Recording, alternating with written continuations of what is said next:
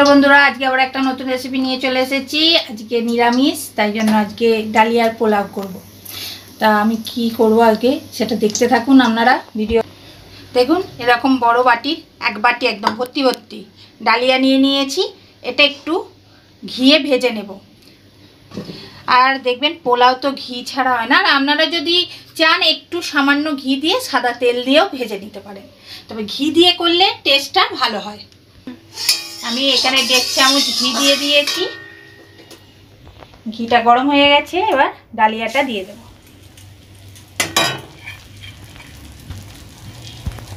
এবার এটা ভাজবো।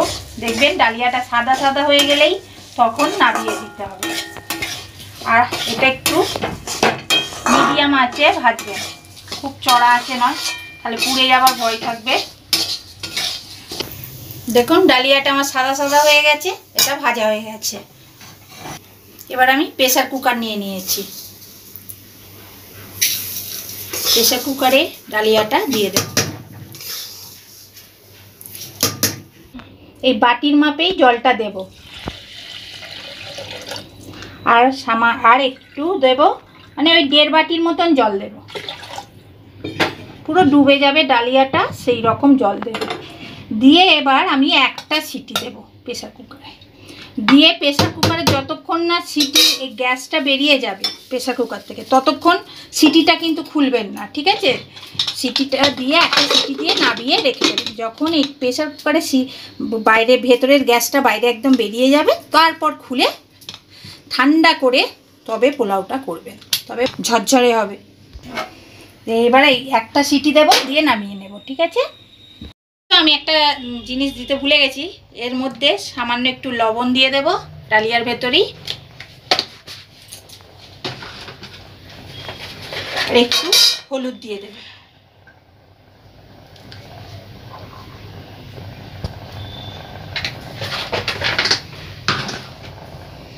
একটু নেড়ে দেব,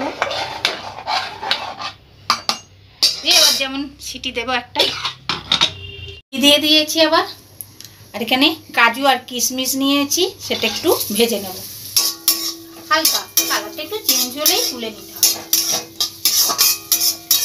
খুব একদম ভাজবার দরকার নেই।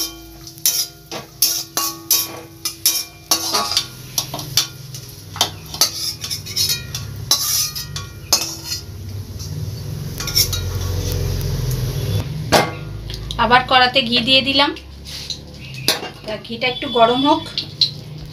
তা এবার আঁচটা আমি একদম কমিয়ে দিয়েছি, ফোড়ন দেবো যেহেতু। 2টো তেজপাতা, 5টা ছোটো এলাচ, 4টে লবঙ্গ, একটা দারচিনি স্টিক, আর ছোটো চামচের 1 চামচ সাদা জিরে ফোড়ন দিয়ে দিলাম। এটা একটু সেন্ট বেরোলে এবার এর মধ্যে আমি 6টা কাঁচা লঙ্কাটা দিতেই হবে, নাহলে ভালো লাগবে না খেতে। কাঁচা লঙ্কা কুচি 6টা দিয়ে দিলাম। আর দিলাম সবজি, এই যে এরকম ছোট ছোট করে কেটে নিয়েছি, ক্যাপসিকাম কেটে নিয়েছি, আর গাজর ছোট ছোট করে। এটা দিয়ে এবার ভেজে নেব। এটা ভাজা হোক, লবণ দিয়ে দেব স্বাদ অনুযায়ী।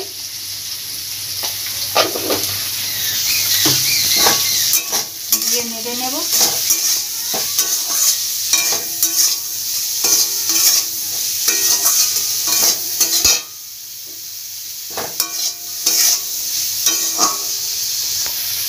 এবার এই যে পোলাওটা ডালিয়াটা দিয়ে দেব।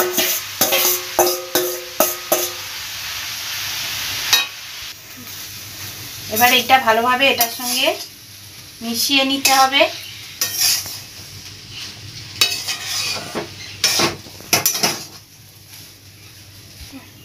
এবার একটু সামান্য এর ওপর দিয়ে একটু ঘি ছড়িয়ে দেবো। ঘিটা দিলে কি হবে, ঝরঝরেটা আরো ভালো হবে। দিয়ে এবার এটা ভালোভাবে মিশিয়ে নিতে হবে। নুন আর আমি দেবো না, সবজিতে নুন দেওয়া আছে। তারপরে এই ডালিয়াটা যখন সেদ্ধ হয়েছে তখন দিয়েছি, এবার নুনটা দেবার দরকার। এবার চিনি দিয়ে দেব।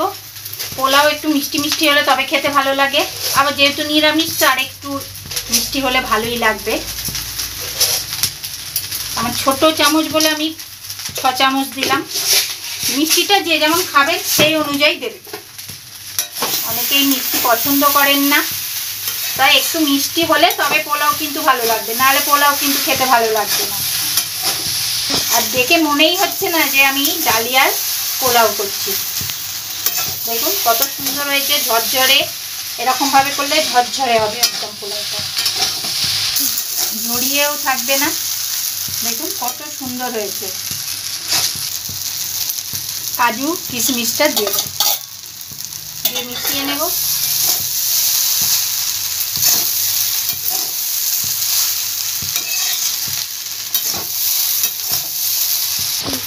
দেখুন আমার হয়ে গেছে। এবার গ্যাসটা নিভিয়ে দিলাম। আর এরমভাবেই বাড়িতে তৈরি করে খাবেন। টাটা।